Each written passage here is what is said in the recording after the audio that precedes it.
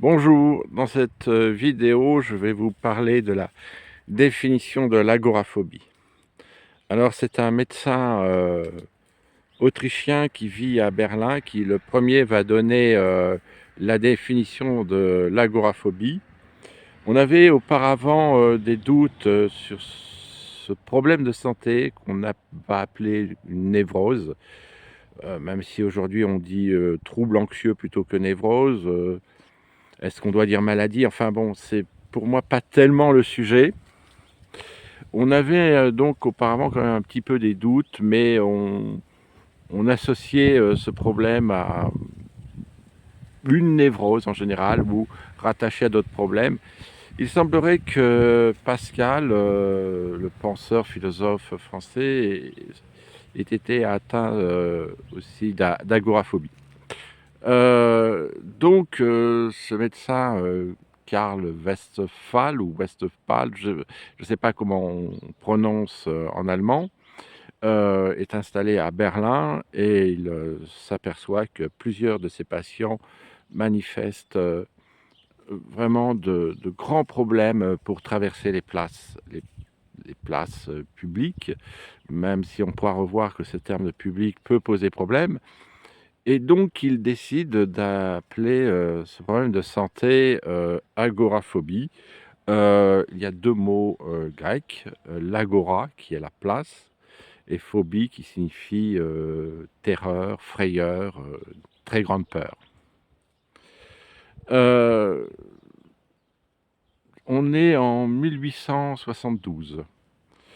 Euh, donc, à partir de ce moment-là, plusieurs médecins vont s'intéresser à ce problème de santé, vont décrire des cas qui sont très justes. Les descriptions, celles que j'ai pu lire, sont pour moi exactes. Euh, Quelques années après, un médecin français qui s'appelle Gélineau décide de changer le nom agoraphobie pour kénophobie. Finalement, ça ne prendra pas, puisqu'on dit toujours 150 ans après agoraphobie et non pas kénophobie. Alors, kéno en grec veut dire le vide ou l'espace. Il trouve cela plus juste dans le sens où peut y avoir un doute sur l'agora, qui est la place publique, et la place où, au temps de la Grèce antique, les citoyens débattaient des choses de la vie politique de la cité. Donc pour lui, il peut y avoir un petit doute par rapport au fait que la place peut associer au monde, à la foule, à un lieu public, et il décrit qu'avant tout, l'agoraphobie, qu'il préfère appeler kénophobie, est une peur du vide et de l'espace. Alors, je vais laisser une couverture de livre. Je vais essayer d'incruster. Je vais essayer de me perfectionner. Donc, beaucoup de témoignages rapportent que des gens eh bien, souvent ce sont des personnes qui ont le vertige, mais qui ont aussi peur de voir les hauteurs, des immeubles assez hauts, qui ont peur des espaces vides, des espaces où il y a peu de monde, des longues lignes droites déjà, que dès que ces espaces peuvent être comblés, meublés, je dirais je sais pas si on peut dire de mobilier urbain, mais en tout cas peut-être de voitures, de, mmh, de statues, de présence, et cetera, les personnes se sentent mieux. Alors, est-ce que c'est seulement à l'extérieur? C'est ce que dit le docteur Gélineau. Il s'aperçoit qu'il a quand même de ces patients qui ressentent dans des espaces fermés, et que ça peut être chez soi, à domicile, des difficultés. C'est-à-dire difficultés à traverser une grande salle qui est peu meublée, ou la traverser dans son centre. Euh, Essayer donc, il a des exemples de personnes qui justement vivent un petit peu un peu un capharnaüm pour combler les espaces ou qui peuvent avoir des difficultés à traverser une grande salle à manger. En tous les cas, euh, l'ensemble des patients aiment longer les murs, pour ne pas dire raser les murs, aiment quand la perspective, elle est cassée, elle est brisée par des portes qui peuvent être ouvertes, par exemple sur une rue, par des encoches, tout ce qui rompt un peu de ce qui est l'étendue du vide. Voilà. Et vraiment, dans les premières définitions que l'on donne dans la fin du 19e siècle, on insiste beaucoup sur le vide et les espaces ouverts euh, qui sont d'une grande difficulté. Par exemple, le médecin allemand Karl Westphal parle d'un prêtre qui vit à la campagne et qui a du mal à traverser des... On est au 19e siècle, hein, qui a du mal à traverser des prés ou des champs, et donc il ne les traverse jamais dans le centre, au milieu, mais il longe les haies. Voilà, il contourne en longeant. Euh, voilà, il y a beaucoup d'exemples de personnes qui ont besoin de prendre une canne, de prendre un parapluie, de tenir la main essentiellement à des enfants parce que c'est peut-être plus difficile de demander à être accompagné d'adultes.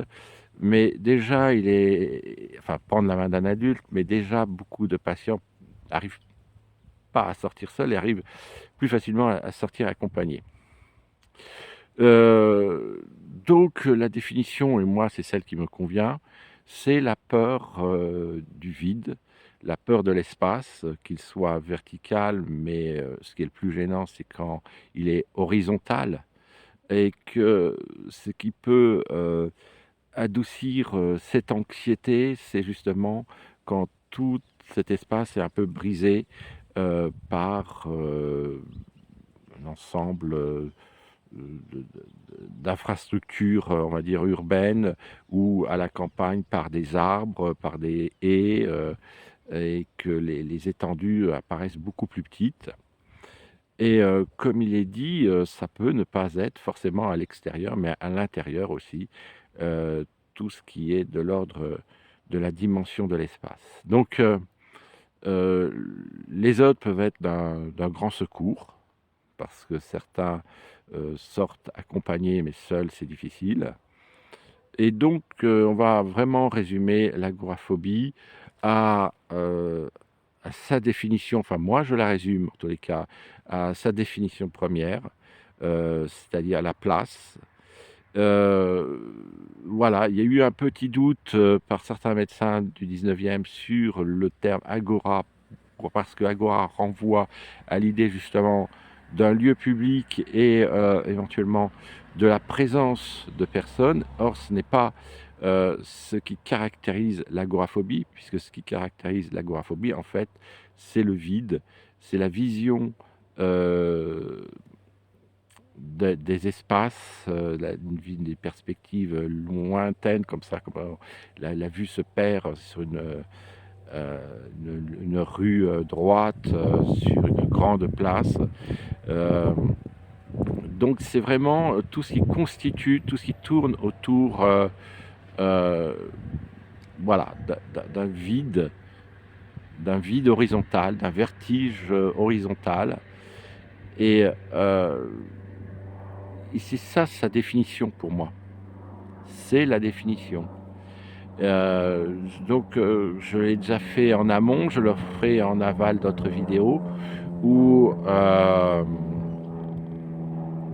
je dis un petit peu toutes les difficultés que j'ai à accepter un petit peu l'ensemble des définitions nouvelles que l'on apporte à l'agoraphobie, parce que je trouve qu'on s'y perd et que une personne qui aujourd'hui extérieure aurait envie de lire, il y en a mais pas beaucoup, euh, va sans doute avoir du mal à comprendre ce qu'est l'agoraphobie.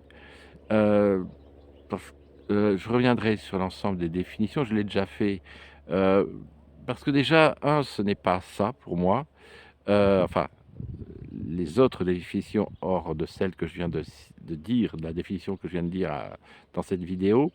Et moi-même, j'ai du mal à comprendre un petit peu tout ce qu'on trouve aujourd'hui dans les ouvrages, même des ouvrages de thérapeutes et de médecins, qui tournent essentiellement autour de thématiques qui ne sont pas étrangères à l'agoraphobie, bien sûr, mais qui sont, pour moi, difficiles à comprendre et à saisir. Alors je me dis, une personne qui n'est pas agoraphobe, ça doit être encore beaucoup plus difficile. Donc je rappelle, agora, la place, ou keno, le vide, l'espace, phobie, la terreur, la frayeur. Voilà, je pense que de toute façon, ce sera nécessaire de faire d'autres vidéos sur ce qui me semble être la définition exacte de l'agoraphobie. Je vous remercie de l'avoir écouté. Je vous salue.